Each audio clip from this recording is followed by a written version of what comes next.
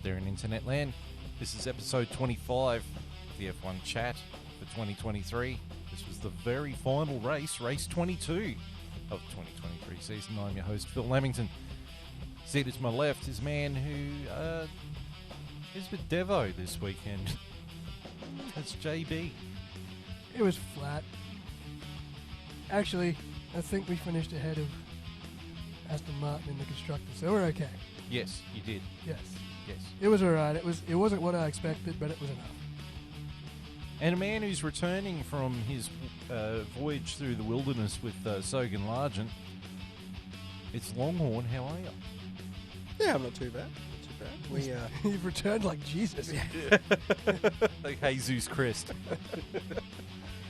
Oh, I might have to stay on assignment. No, it seems to be whenever I'm away, Logan Sargent does something half okay. And as soon as I come back, he's back to being at the back of the back of the pack, down by a lap. Like, I don't know. But no, nothing racing Williams, but we got what we needed. We come away with 7th because Alex Albon. Yeah, pretty much. Albon Racing got 7th. Right, so we just watched the final race of the year, the Abu Dhabi Grand Prix, from Abu Dhabi in Abu Dhabi, with Abu Dhabi. Uh-huh. Yasmarina Island, to be more precise. In Abu Dhabi. Yes. And that was an F2 race, so we're going to hand it over to Longhorn for the F2 report. That's a me. It's a me. Gosh, it's been a while since I've had to do one of these. It's such a strange schedule. Do you remember how to do it? Like, you remember what you're doing? Barely. I talk about it, right?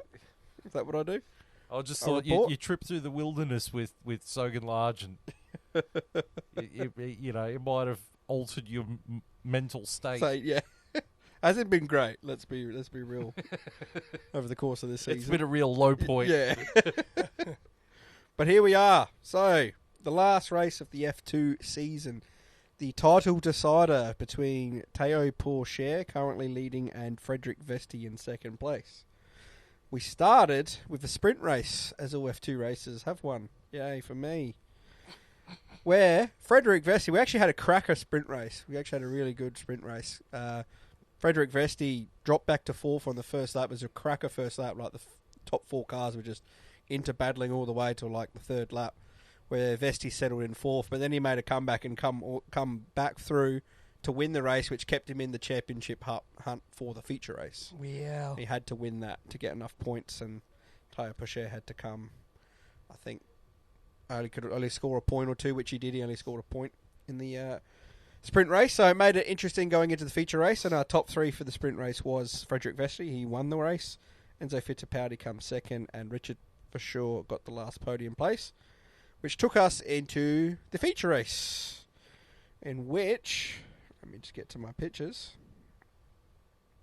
We had another decent race.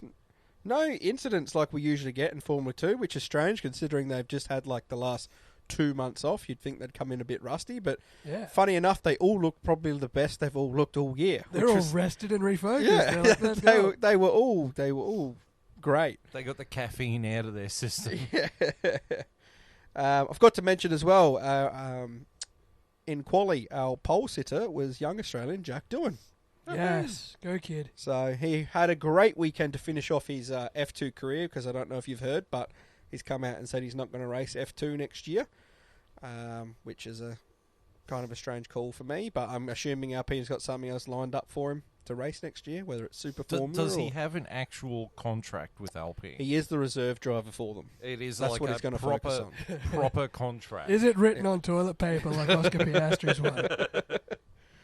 Yeah, look, I'm not sure if it's on 3-ply or 2-ply, but I'm sure they've got it written down somewhere.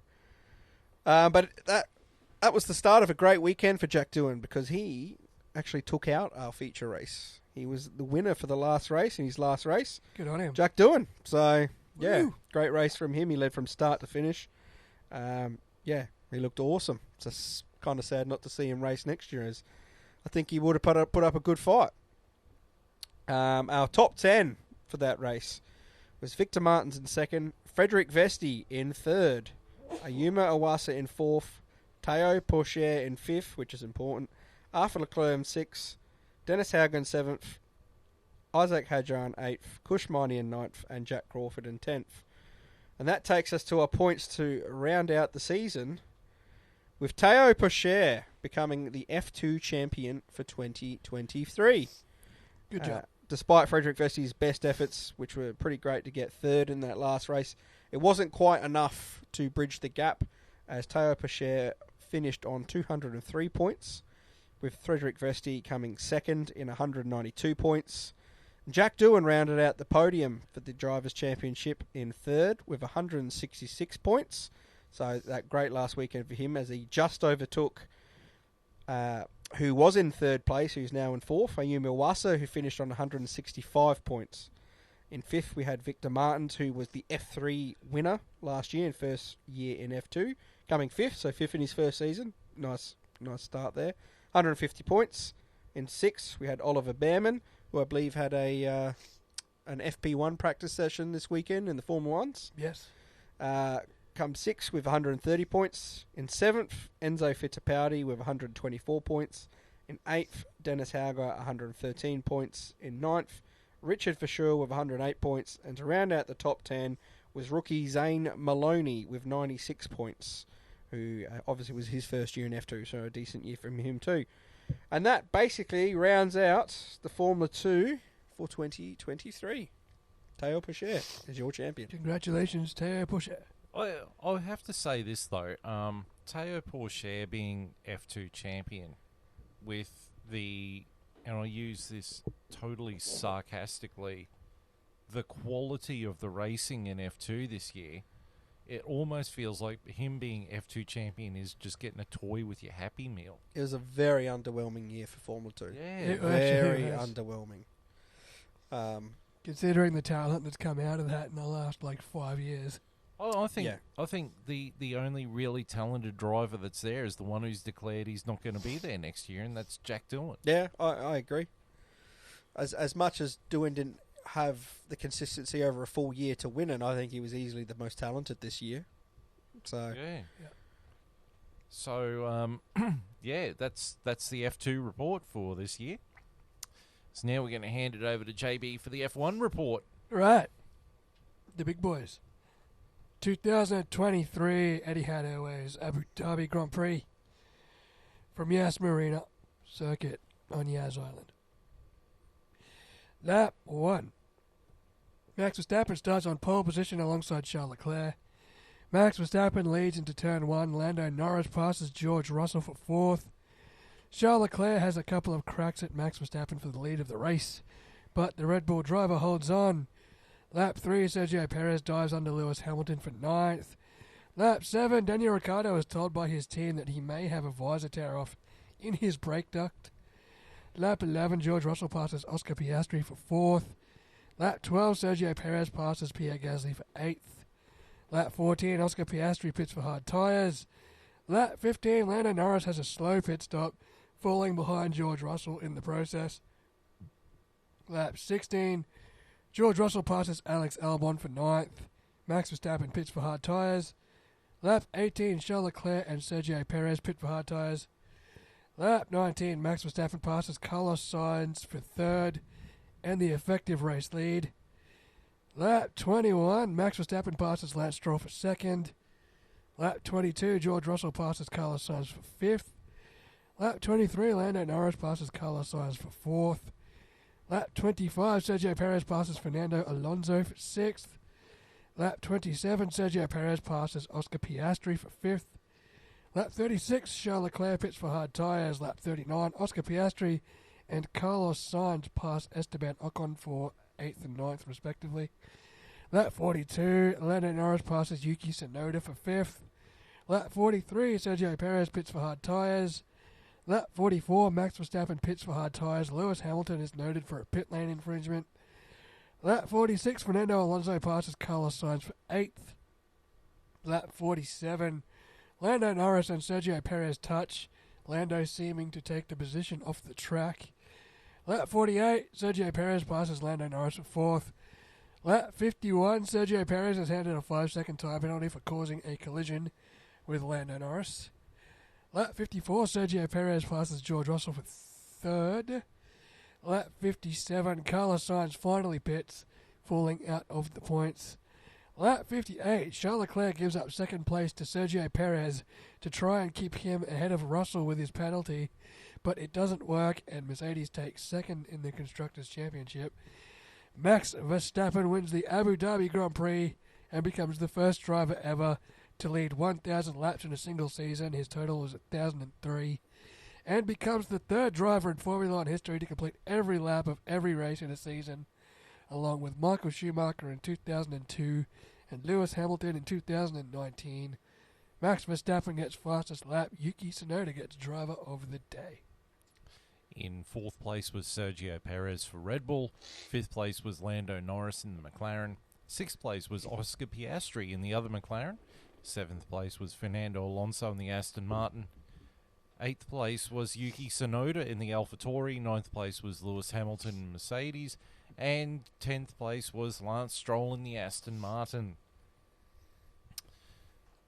I'm going to be frank here. It wasn't the best race. That was boring. Yeah, I'm that glad was that was rather processional.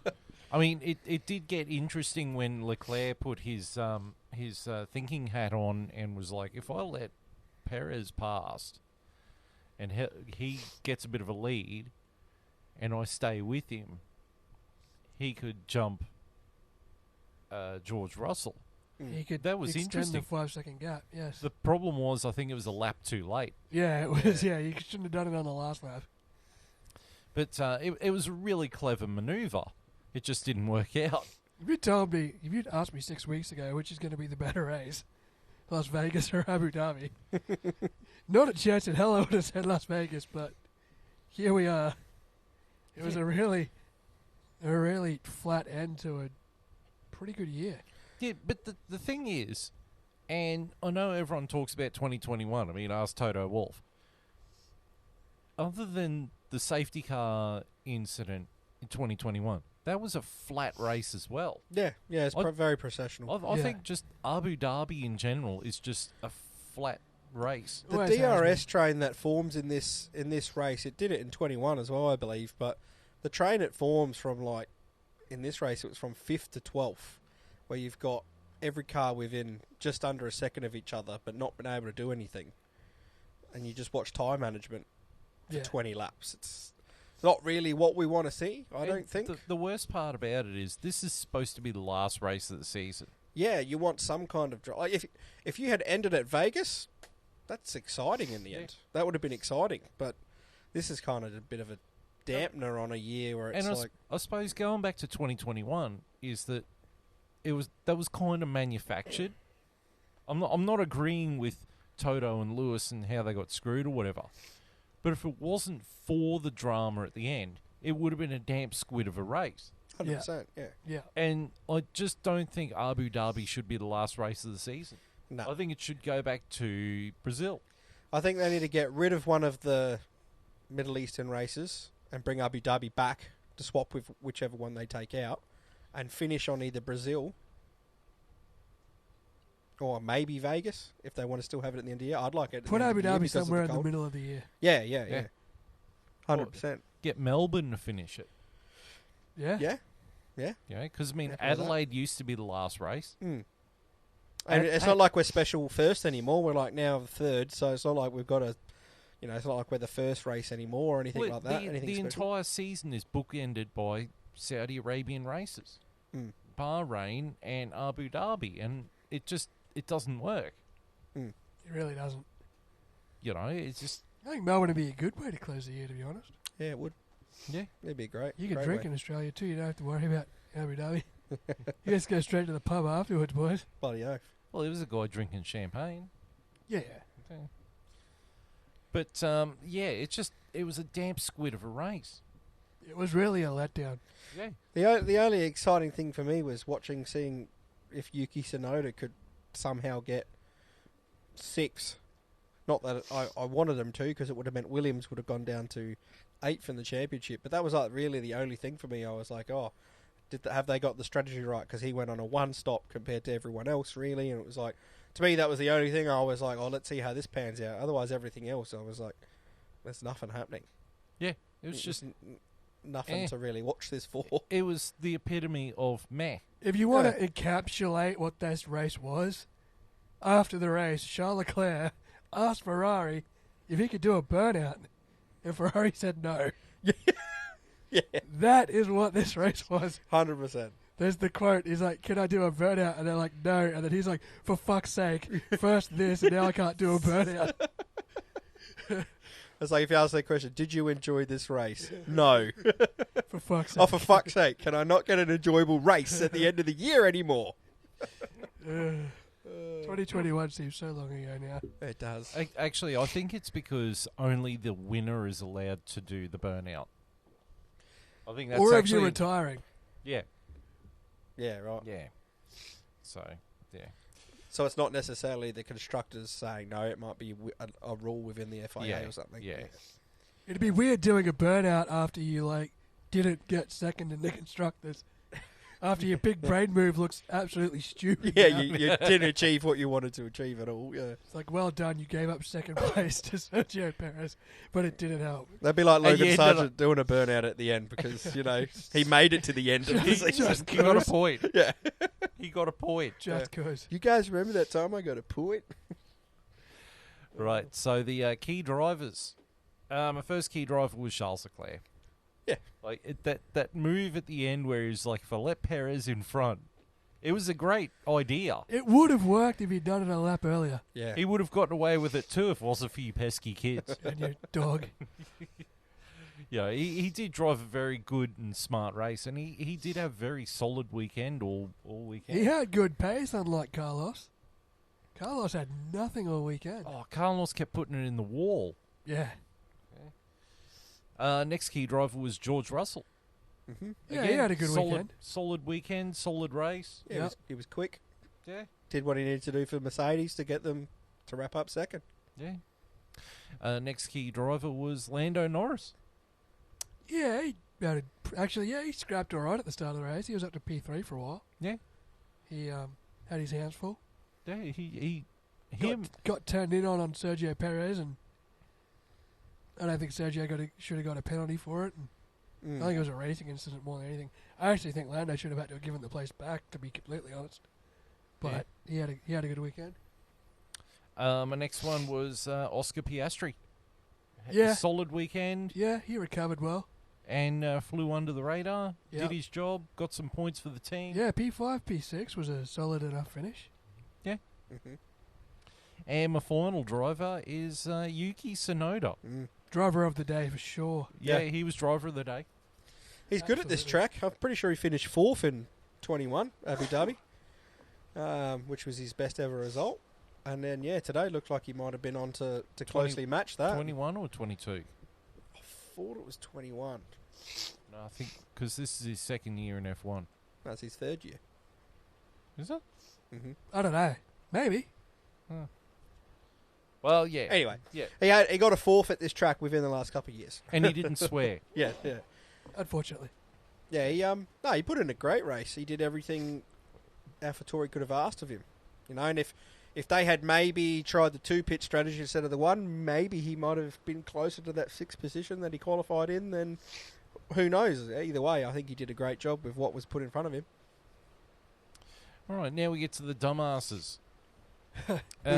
First dumbass is Sergio Perez. He, clanged wheels with Lando Norris and... I don't think that was a penalty. It's I very... don't think it was a penalty. Yeah, I would have been very happy for that to just be a racing incident for me. Yeah. My next one was Carlos Sainz. He just had a shocker. Bad weekend. Just an absolute shocker He of a weekend. had a massive shunt in practice. Yeah, and he just never recovered. Yeah. Yeah, he was out in Q1. Yeah.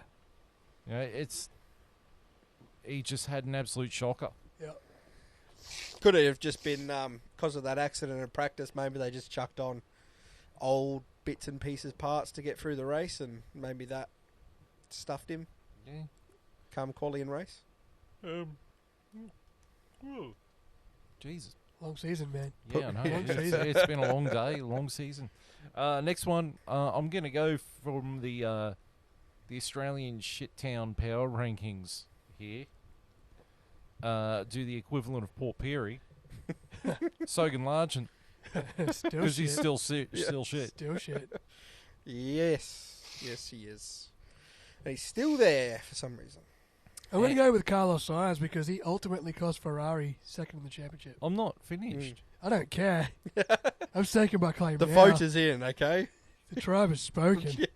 But I am the table. you don't know who my fourth is. I don't care. It's Carlos Sainz.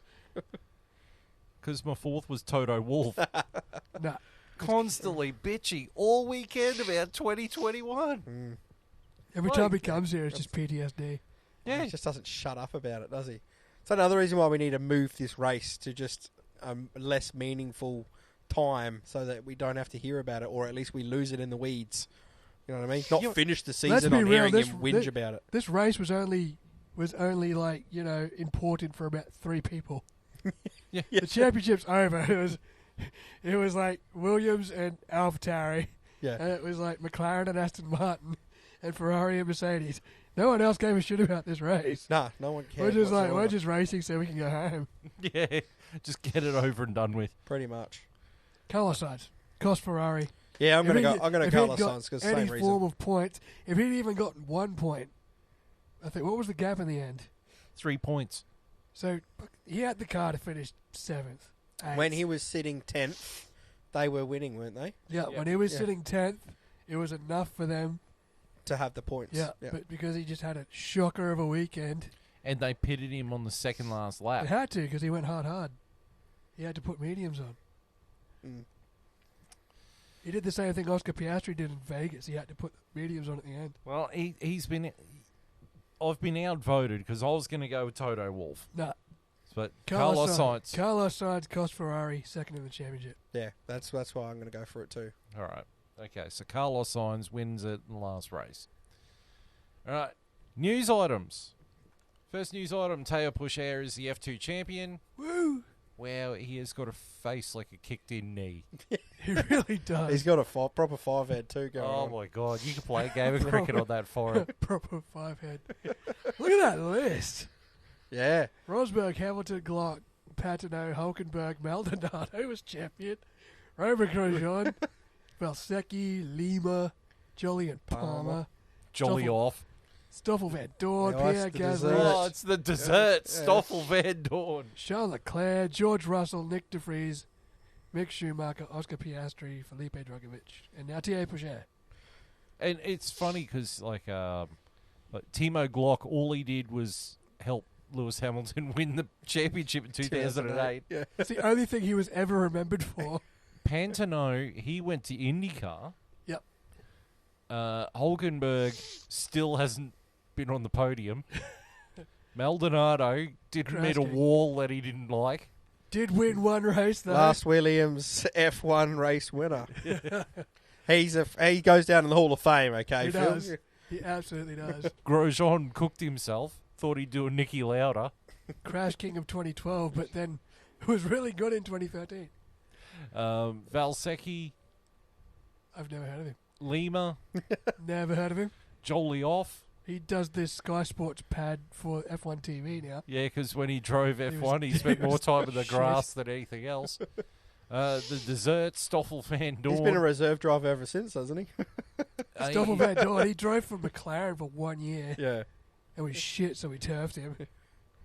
He's basically been everyone's reserve driver for I the think he was forever, there hasn't at the end of the Honda.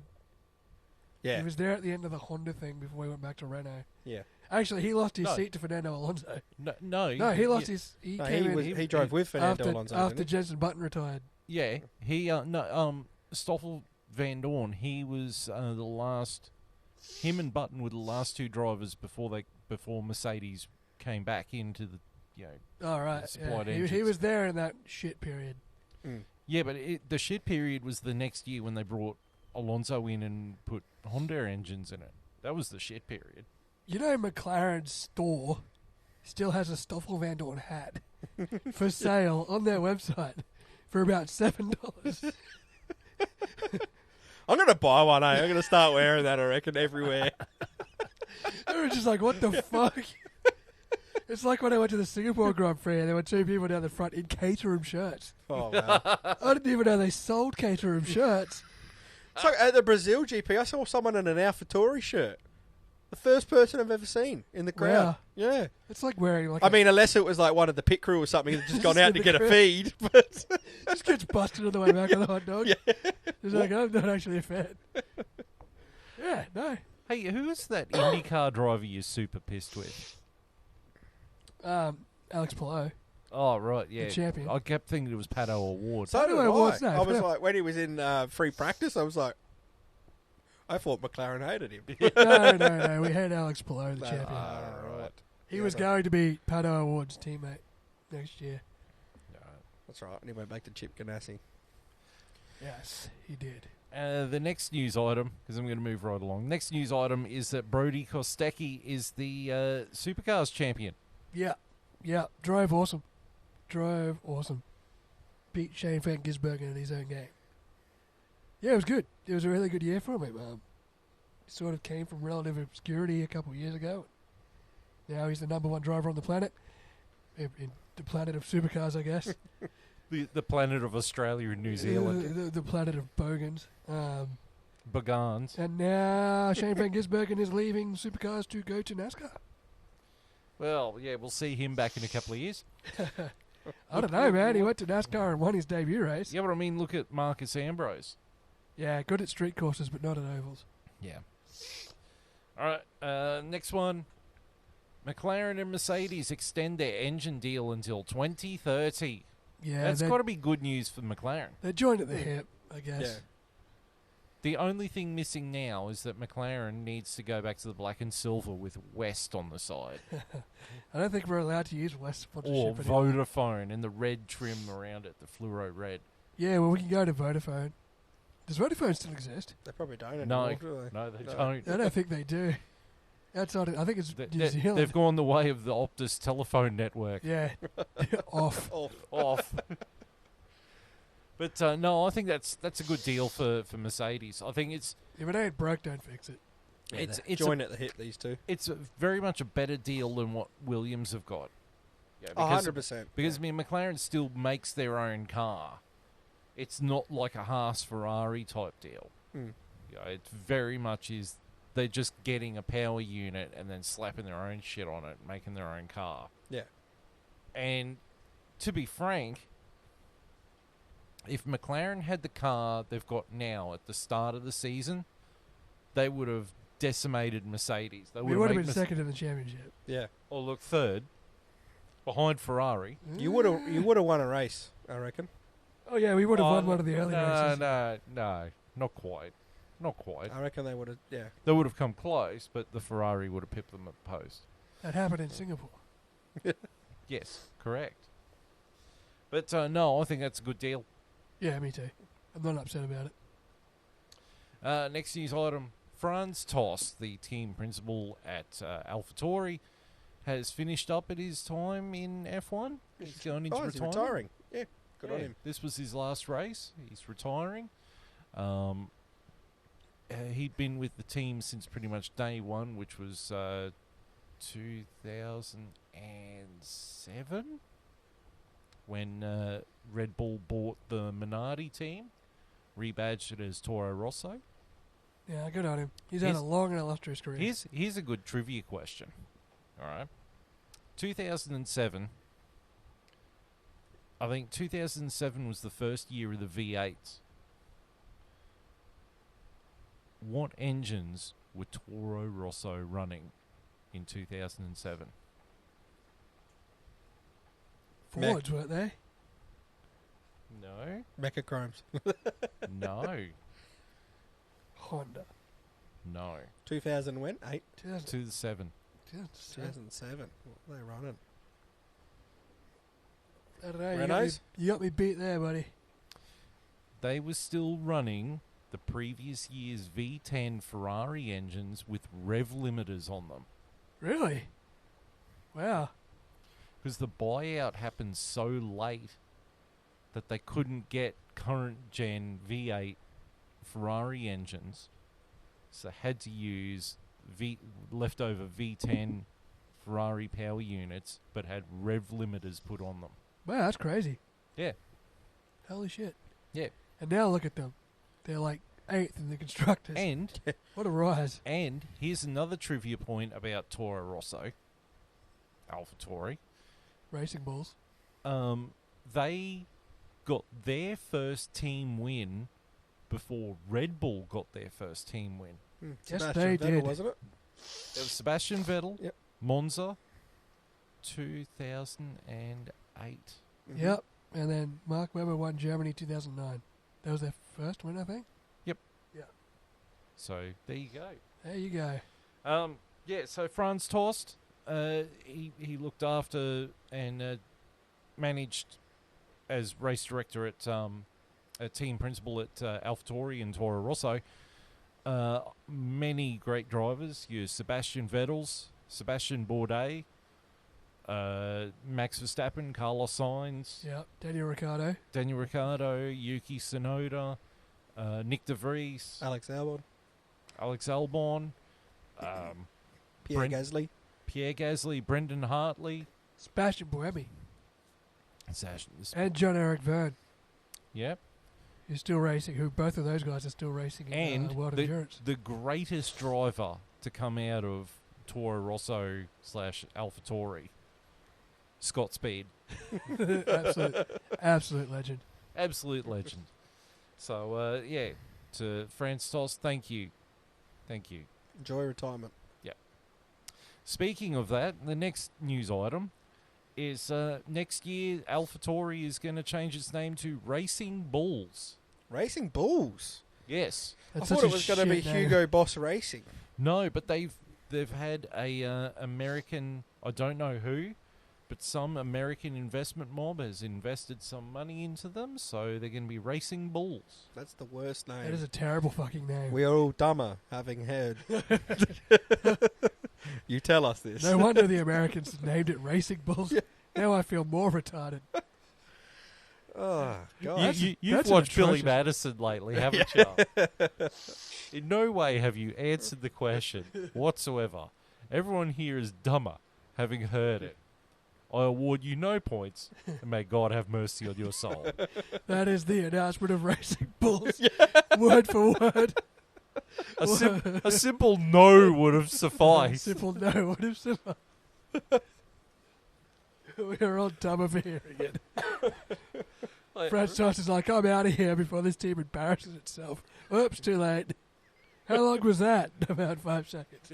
That was 5 seconds too long. Racing Bulls, like, oh God, Yuck. someone really does not have any imagination if Oh, they're coming up with Racing Bulls. So just with the investment coming in, though, it's still majority owned by Red Bull? Yes. Right. And they are moving the team to Milton Keyes eventually. Oh, right. So that they're like right across the road from the Red Bull factory and can have a little bit more like a Haas Ferrari sort of Yeah. arrangement. I reckon. Yeah, because that works out so well for Haas. I reckon they should. I wish they would sell this team to someone else that isn't Is it related to gonna F1, and they can Is have it going to name it some shit? yeah, some shit name for starters. But Sell it to some like airline magnate in America. He calls the team Racing Pigeons. yeah. Virgin Racing. Oh, wait, we already had that. Yeah, we had that. Scott Speed's Legends, like something like that. Just go off like some kind of fantasy team name, you know. Michael Massey Screwjob. But yeah, I feel like they should only be allowed to have a B team in F2, not F1. Yeah, me too. You know, it's starting to really irk me now that I have to listen to a team called Racing Bulls. Racing Bulls. How long's it going to be? Like, if they suck, we're going to sit there and say, yeah, racing bullshit. Yeah.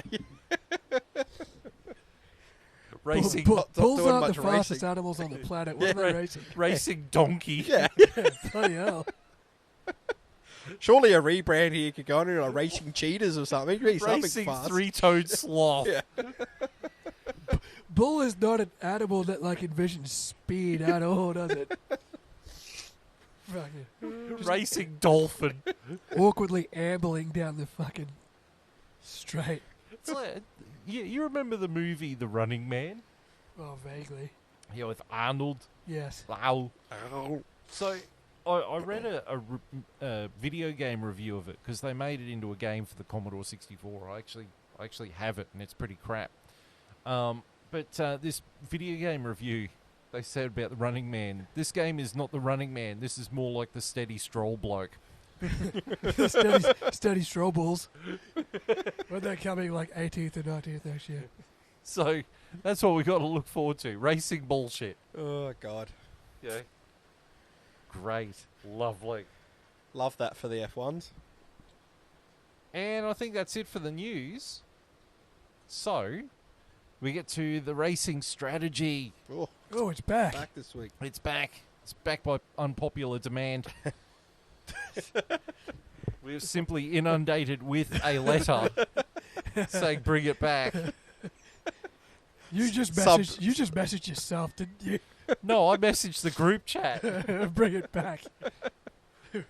Submitted anonymously by a L Longhorn. Bonghorn. Yeah, that does. L Bonghorn. The roadie Bonghorn.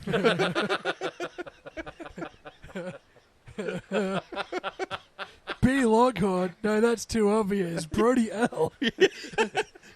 They will have no idea. I never know who the hell that was.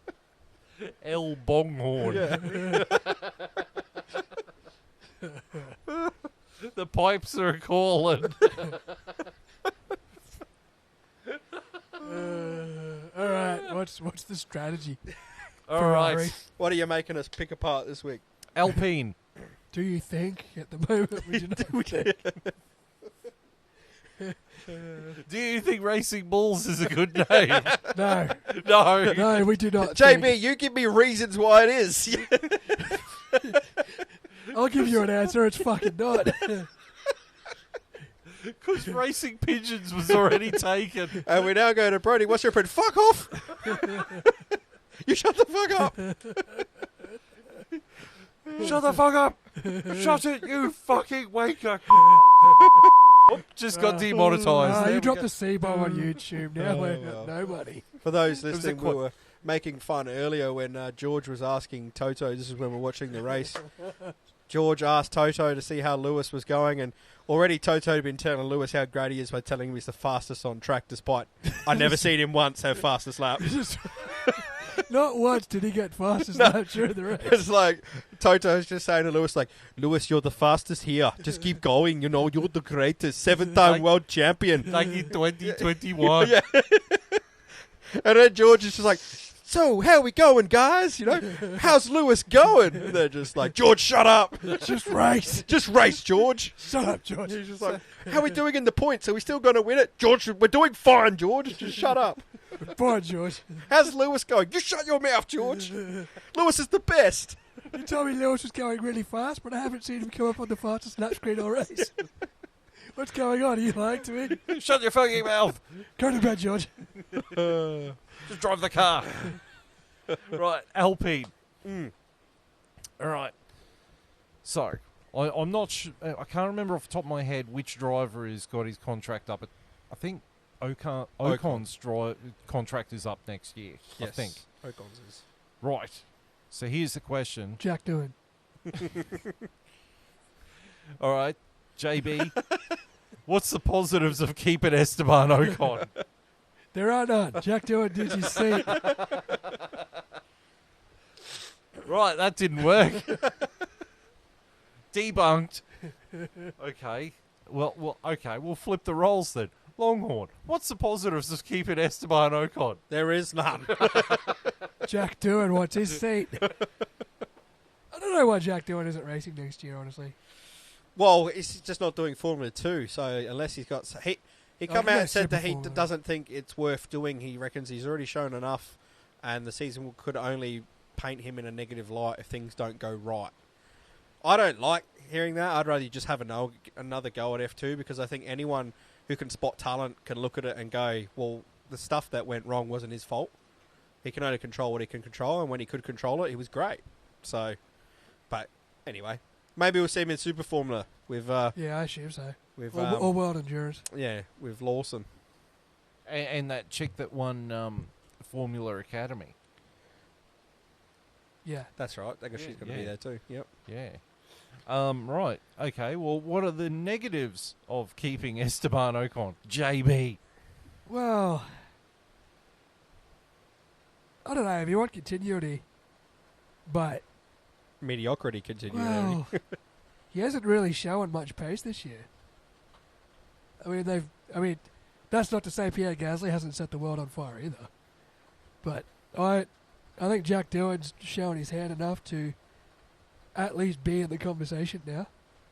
So I would like, I don't know, I'd like to see what their views are come the end of next year. I mean, he's got one more year to save himself, really.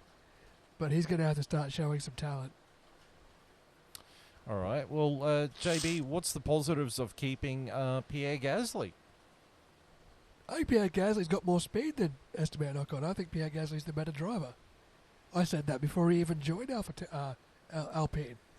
Before he left AlphaTauri, I kept thinking that Pierre Gasly was hitting his head on the ceiling at AlphaTauri, and I believe out of the two drivers, he's much the better driver than Esteban Ocon. So if I was going to ditch a driver next year, it would be Ocon way before Gasly. What are the negatives of keeping Pierre Gasly? Longhorn. The negatives of keeping Pierre Gasly. The negatives of keeping Pierre Gasly is that he's just another Ocon. So hopefully they don't extend him for too long. Like, don't let him go past his expiry date, because don't let him get comfortable. Yeah, like as JB said, he was hitting his head at AlphaTauri and needed to get out probably sooner than he did. And he's come into Alpine now. I think he's done fine his first year. I think he's probably been slightly better than Ocon, which is a bad knock on Ocon for someone who's been in that team for as long as he has. So right now there's not too many negatives in keeping him for the next year, but I wouldn't be looking at signing him anywhere past that. I'd still want to see another year of improvement from him, not stagnation. Yeah. You know, if I can see improvement from him next year, then I'd, happily give him another year or whatever, and whatever 2 years, whatever it is, slightly make him be the number one driver and replace Ocon. But I think Pierre's got more potential of showing improvement next year than Esteban does. 100%, I think. Yeah. 100%. And for now, that's all I want to see from Pierre. So the negatives for keeping him would just be that, you want to hope that there is the improvement there, not the stagnation that we've seen at sort of AlphaTauri, which we put down to being AlphaTauri, not him. Yeah. So the risk of stagnation is probably the negative. That's the only negative with Pierre Gasly. But he does show flashes, and he does show slight improvement and the willingness to want to get better. So it's still time will tell for him. But yeah. Right. And Longhorn, what are the positives of Jack Doohan? He's Australian for starters, so there's the big tick. The positives are, I guess he's young and hungry. I'd imagine he's got a great mentorship around him with who his dad is. So it's in his blood, champion blood. I guess Jack Doohan coming in, he'd have nothing to lose. He's got some raw pace. It would be another driver that's not French, and I don't know, might give their driver pairing a chance to get along. If you say chuck him in for an Ocon, you might actually get a likeable driver pairing instead of what we get at the moment, which is, not a lot. We get nothing really out of them. A lot of bickering. Alpine is just like the biggest pile of mediocrity you can be when it comes to F1, and that's what they've been for a while. And to be honest, I think they need to shake up in a lot of different ways. So Jack Doohan would be a positive in that regard. It would give them a shake up, which I think they desperately need at all levels of the team. So, I think the positives are he's brand new, got nothing to lose. He's maybe a breath of fresh air, which they might need. He's something from outside the French system, and like I said, it might be something they might need, a little bit of diversity through the team, because whatever they got going on doesn't work. So, like I said, all the positives are he could rock up and be Oscar Piastri. Basically. What are the negatives of Jack Doohan, JB? Inexperience in F1 machinery, but I could have said the same thing about Oscar Piastri. And he's proven everybody wrong this year, so I think give him a couple races to find his feet. I reckon you could have Oscar Piastri 2.0, because I don't think there's a whole lot of downside to signing up Jack Doohan. No. Right, well, here's my 10 cents worth. Pierre Gasly finished 11th with 62 points. And Esteban Ocon finished 12th with 58 points. All up there at 120 points. That's not much between them. No, but I think that sums up what's wrong with that team. Is also the same thing is wrong with Haas. They got Two second drivers. They got two drivers that are just meh. They're just turning laps. They're not evolving the car. They're not evolving the team. Mm-hmm. I think what they should do is when their contracts are up, bin the pair of them. Yeah. Get Jack doing. And I don't know, because I mean you can't get Fernando Alonso back. Not that you really want Fernando Alonso back, but I'd be making a plea to maybe Sergio Perez if he's out of contract at that time. That might be a lifeline for Sergio Perez to go back to that team. Well, he never drove for that team. No, he's never driven for Renault. The only other option they've got is either try and get an Alex Albon, but I think he's more comfortable at Williams because he's rebuilding the team, or make a call to Toto Wolff and say, can we have Mick Schumacher? Because I mean, his old man drove for the team when it was Benetton 30 years ago. So it's... But they're certainly both number 2 drivers, if that makes sense. They don't really have a lead driver, and I think that's one thing that's hindering him at the moment. I feel like they kind of need that dominant lead driver and then a second place up-and-comer where they seem to kind of just have two, like you just said, meh guys. Pierre Gasly probably gets a bit more string because it's only his first year, and Ocon's had like 300 years to prove himself. And I mean, every now and then Ocon does something that's, you know, half shows the guy's got talent, but then he backs it up with, you know, moves like in Brazil where he bloody clips Fernando Alonso in, was it in qualifying? Yeah, had that big shot. Yeah, where he stuffed it, drove into Fernando Alonso, then blamed Fernando Alonso. You know, like he has these moments where he just thinks he can do no wrong, and he's clearly in the wrong. And it's like, you know, his talent doesn't back up being that way. You know, and the sad thing is that Alpine, Alfa Romeo, and Haas have all got the same problem, which is two drivers in each team that are all number 2 drivers. Yeah, Hulkenberg and Magnussen. Yeah, double two driver pairing. They brought them in as a safe pair of hands. Well, a safe pair of hands have done nothing. Yep, they're last for a reason.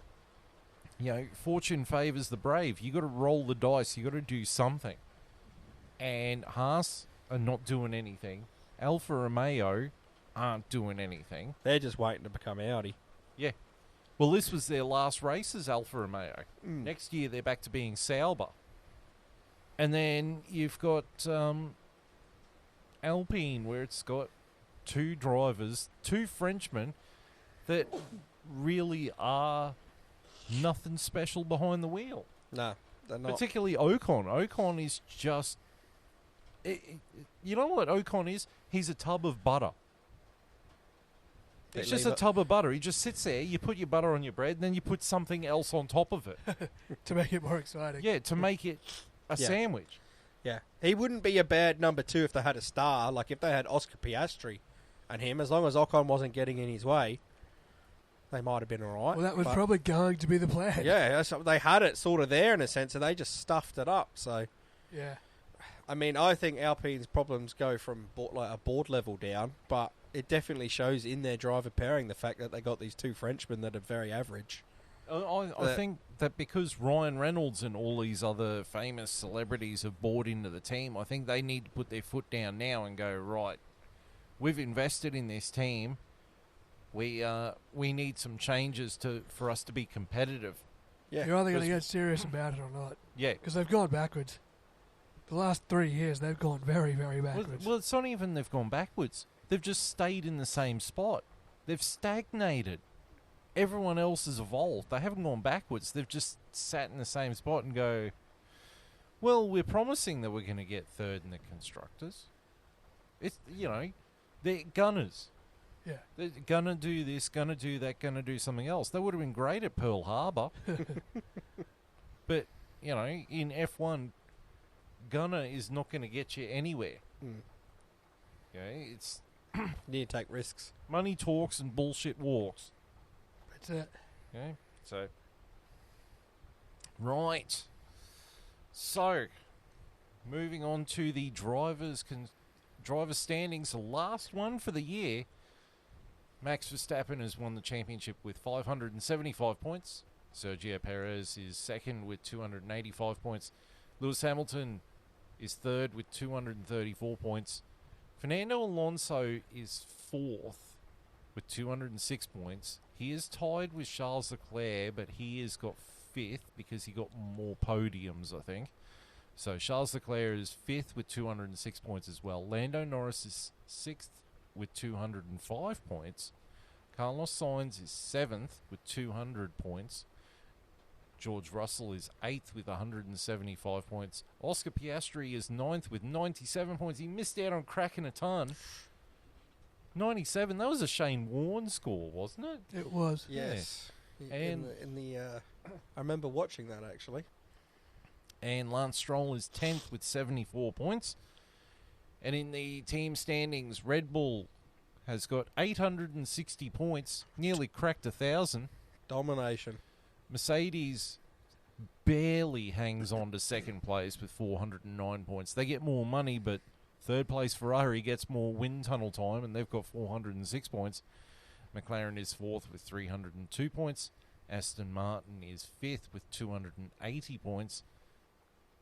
Alpine is sixth with 120 points. Williams hangs on to seventh with 28 points. AlphaTauri is eighth with 25 points. Alfa Romeo is ninth with 16 and getting the wooden spoon. And Gene is going to be real happy with this. Haas has got 12 points. Well, if there's a team that needs a shake-up besides Alpine, it's Haas. I mean, at this rate, they'll get beaten by the Racing Bulls next year. Oh, at this rate, they'll get beaten by the Racing Pigeons. Bill Lawry will be letting his pigeons loose, and Haas is going to get beaten by them. I reckon my dog could outrun the Haas at this stage. Just about. Yeah, it's just a sad state of affairs. But still, trekking right along. So we've got the social medias. You can interact with us. YouTube on the F1 chat, care of Vindicator 18 channel. You can also watch us on our dedicated F1 chat YouTube channel, the F1 chat 1. Dash 1. Don't forget the dash 1. You can interact with us personally on Facebook. We've had a couple of people interact with us. Yes, that Karen lady. And a lovely young lady from America named Mimi Cool. Yes. Very lovely young lady. Thanks for your comments, guys. Yeah, Keep it thank coming. you. Yeah, thank you. Thanks for interacting with us. That's what we've wanted this whole time. And phone numbers. No, I've got a girlfriend. So F1 chat on Facebook. You can interact with us on X, formerly known as Twitter, with the F1 chat 1. Don't forget the 1, like I nearly forgot then. We're on Rumble, the F1 chat, and we're on the Spotify as the F1 chat.